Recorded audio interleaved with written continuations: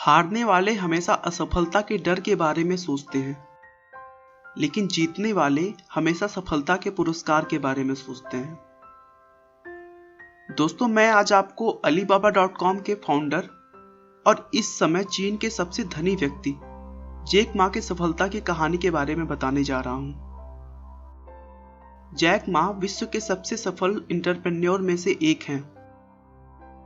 उनकी कुल संपत्ति $20 बिलियन आंकी गई है।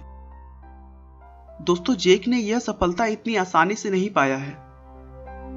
उनके संघर्षों को अगर आप जानेंगे तो आश्चर्य करेंगे कि इतनी असफलताओं के बाद भी कोई आदमी कैसे आगे बढ़ते रहने की सोच सकता है।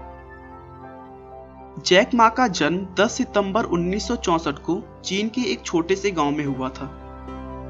जब वे 13 साल के थे तभी उन्होंने इंग्लिश सीखनी शुरू कर दी थी। ऐसा चीन में बहुत ही कम लोग करते थे, क्योंकि उस समय चीन की प्रमुख भाषा चीनी थी और इंग्लिश सीखना जरूरी नहीं माना जाता था। इंग्लिश सीखने के लिए उन्होंने किसी शिक्षक का सहारा नहीं लिया था, बल्कि वे टूरिस्ट गाइड बन गए थे और टूरिस्टों को घुमाने के दौरान वो उनसे इंग्लिश में बातें करने की कोशिश किया करते थे। उन्होंने यह काम करीब 9 साल तक किया, जिससे उन्हें इंग्लिश का अच्छा नॉलेज हो गया था। दोस्तों, जैक मा का वास्तविक नाम मा यून है। इन विदेशियों को गाइड करते करते एक विदेशी व्यक्ति से उनकी गहरी मित्रता हो गई, जो उन्हें पत्र लिखा करता था, और उसी विदेशी मित्र ने उन्हें जैक नाम दिया, क्योंकि चीनी में उनका नाम बोलना और लिखना बहुत ही कठिन था।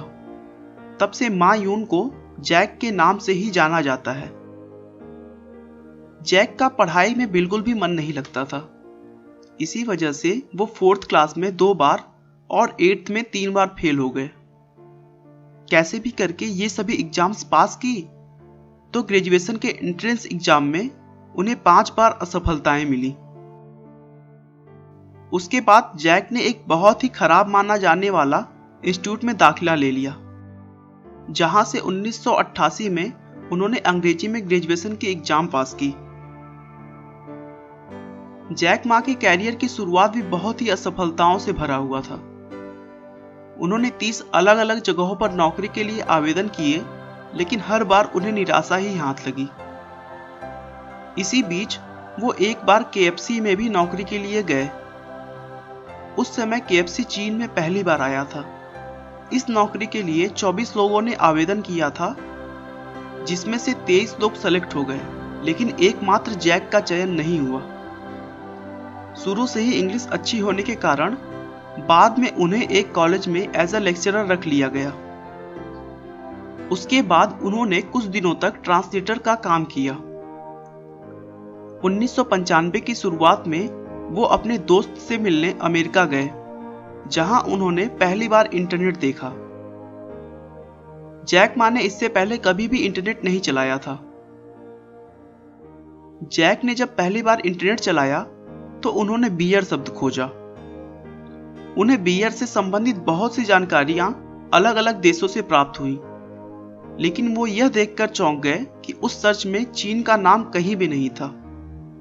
फिर उन्होंने चीन के बारे में सामान्य जानकारियां ढूंढने की कोशिश की, लेकिन फिर उन्होंने पाया कि चीन की कोई सामान्य जानकारी भी इंटरनेट पर उपलब्ध नहीं थी। जैक को इंटरनेट में एक अच्छा अपॉर्चुनिटी दिखाई दे रहा था, जिसके बाद जैक ने इंटरनेट से ही जुड़ी हुई किसी काम को करने का सोचा। उन्होंने थोड़ा और रिसर्च किया और फिर अपने देश के छोटे बड़े व्यवसाय को इंटरनेट से जोड़ने के लिए अपने फ्रेंड्स के साथ मिलकर एक वेबसाइट बनाई, जिसका नाम चाइना येलो पेज था। कॉन्सेप्ट अच्छा होने के बावजूद उन्हें चीन में इसके लिए फंडिंग नहीं मिल पाई, जिसके कारण उन्हें इसे भी बंद करना पड़ा। दोस्तों, इतने असफलताओं के बाद तो शायद ही कोई होगा जो आगे फिर और कुछ करना चाहेगा, लेकिन नहीं। जैक ने अपनी पुरानी कमियों को ध्यान में रखते हुए अपने वाइफ और 20 लोगों के साथ मिलकर उसी कॉन्सेप्ट के साथ फिर से एक नया वेबसाइट बनाया, जिसका नाम Alibaba.com था। इसमें भी उन्हें शुरुआत में थोड़ी सी प्रॉब्लम फेस करनी पड़ी, लेकिन फिर सॉफ्ट बैंक के एक बड़े निवेश के साथ इस कंपनी ने कभी भी पीछे मुड़कर नहीं देखा और देखते ही देखते दुनिया की सबसे बड़ी ई कॉमर्स कंपनी ईबे को अगले 4 सालों के अंदर ही अंदर अपने देश से बाहर का रास्ता दिखा दिया। जैक मा आज दुनिया के रिचेस्ट पर्सन में गिने जाते हैं। उनकी कुल संपत्ति $20 बिलियन से भी ज्यादा है। दोस्तों, अलीबाबा की नेटवर्क फेसबुक से भी कहीं ज्यादा है और जितना कमाई अमेजॉन और ईबे मिलकर करती हैं, उससे ज्यादा जैक की कंपनी अकेले करती है। दोस्तों, हमें असफलताओं से घबराना नहीं चाहिए, बल्कि उसका समझदारी के साथ मुकाबला करना चाहिए, क्योंकि वक्त हमेशा एक सा नहीं होता है। अगर आपकी जिंदगी में अभी छांव है तो इंतजार करिए, सफलता की किरण आपकी जिंदगी को भी रोशन करेगी। दोस्तों, किसी काम में असफलता मिलने पर हताश न हो। असफलता तो आपको ज्यादा समझदारी से उसी काम को दोबारा करने का मौका देती है। आपका बहुमूल्य समय देने के लिए बहुत बहुत धन्यवाद। इस वीडियो को लाइक करके आप हमारा मनोबल बढ़ा सकते हैं। मैं हर रोज एक नई इंस्पिरेशनल और मोटिवेशनल वीडियो के साथ आता हूं।